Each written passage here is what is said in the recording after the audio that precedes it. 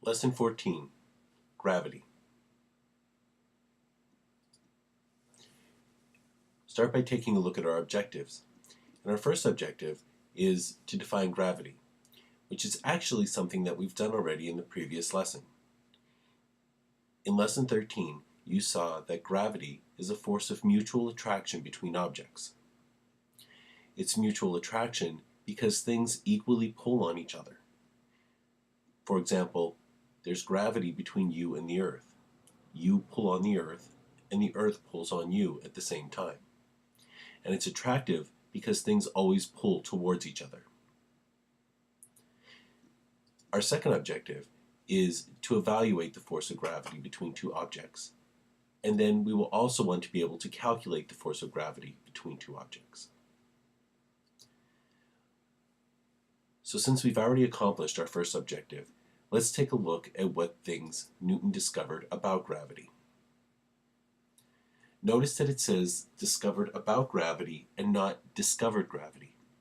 And that's because people understood what gravity was to a point. They knew that there was a force that kept them on the earth, that pulled things down to the earth. They just didn't know how to describe it very well. So the first thing that Newton discovered about gravity is that mass plays an important role with gravity. The more massive an object is, the more gravity there will be. The less the object has mass, the less gravity there will be. Since the Earth is the most massive thing around, it has the most gravity, which is why everything seems to get pulled towards the Earth. The other thing that he discovered is that the closer an object is to another object, the stronger the gravity is between them. So there's a lot of gravity between you and the Earth right now. If you were able to go up to the International Space Station, there would be less gravity between you and the Earth, and you would be floating. Newton was then able to take these things and to put them into a formula, which looks something like this. We're going to go through what each of these letters stands for. On the left-hand side, we have F, and F stands for the force of gravity, and that's always going to come out in newtons. We don't have to worry about pounds. We're going to skip over capital G for a moment and go to our other letters. Since gravity is a force of mutual attraction between objects, and it's based on mass, we need two masses. And you know from previous lessons that we use the letter lowercase m to stand for mass. So the first mass is an m with a subscripted 1. Now notice that that 1, as I said, is subscripted. It's not a power, it's just a way to tell the difference between the second mass, m2. Both of these masses are going to be in kilograms, and in the formula we multiply them together. We also said that Newton noticed that distance played an important part. So d stands for the distance between the centers of the two objects, and that's going to be in meters. We take the distance to the centers of the object because gravity keeps pulling objects towards the center of the object itself. Now for g. Notice that g is a capital G and not a lowercase g. Lowercase g is gravity for the Earth, 9.8 newtons per kilogram. Capital G is what we call the universal gravitational constant. Universal because it applies to everything, gravitational because it deals with gravity, and constant because as far as we know, it's the same everywhere in the universe. It has a value which is very, very small. It is 6.67 times 10 to the negative 11th. Now I'm sure you're wanting to put this formula on your formula card. Since this is a whole new area, this is not going to go under basics.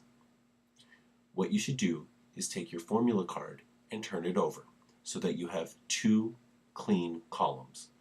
You're going to end up filling both of these columns with formulas for this topic.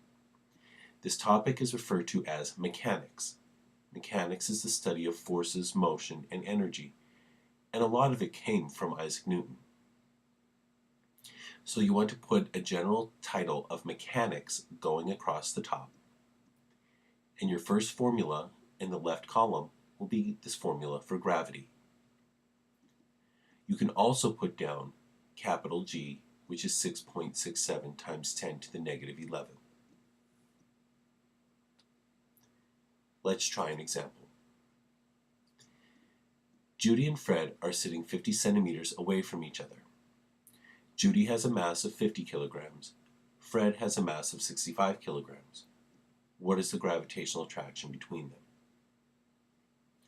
Whenever you're looking for gravitational attraction, or the force of gravity, anything that talks about gravity, we're going to be using this formula, so you're going to want to put it down.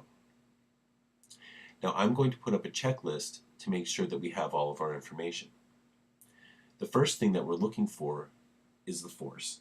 So we put down F equals question mark, and we know that that's going to come out in newtons.